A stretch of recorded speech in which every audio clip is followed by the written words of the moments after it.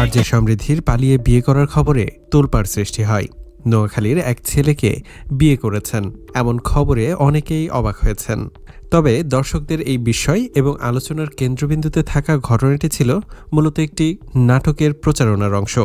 RJ সমৃদ্ধি, যিনি তার সাবলীল উপস্থাপনার জন্য পরিচিত, একটা সময় দর্শকদের সাথে তার অপ্রাসঙ্গিক প্রশ্নের জন্য সমালোচিত হয়েছেন। তবে সময়ের সাথে সাথে তিনি নিজেকে একজন দক্ষ উপস্থাপিকা হিসেবে প্রতিষ্ঠিত করেছেন।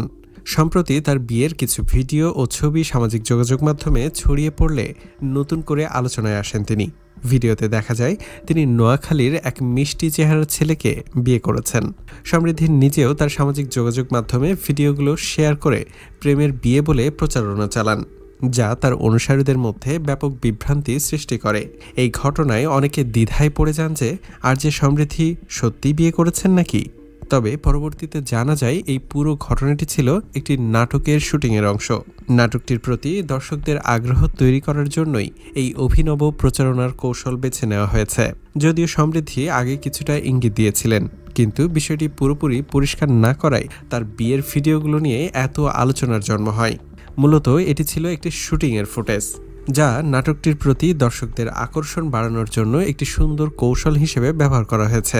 এই ধরনের প্রচারণার কৌশল বাংলার নাটক জগতে নতুন না হলেও আরজে সমৃদ্ধির জনপ্রিয়তার কারণে বিষয়টি দ্রুত ভাইরাল হয়। এখন পর্যন্ত নাটকটির নাম বা অন্যান্য কলাকৌশলীদের সম্পর্কে বিস্তারিত কিছু জানা যায়নি। তবে এই ঘটনার মাধ্যমে নাটকটি যে মুক্তির আগেই ব্যাপক পরিচিতি লাভ করেছে তা নিঃসন্দেহে বলা যায়। বিষয়টি নিয়ে দর্শকদের মাঝে মিশ্র প্রতিক্রিয়া দেখা গেছে। কেউ কেউ এই প্রচারণাকে সৃজনশীলতা বললেও অনেকেই এটিকে দর্শকদের সাথে প্রতারণা বলে মনে করছেন। এই বিষয়ে আপনার মতামত কি? কমেন্ট করে জানাতে পারেন আপনিও। ধন্যবাদ।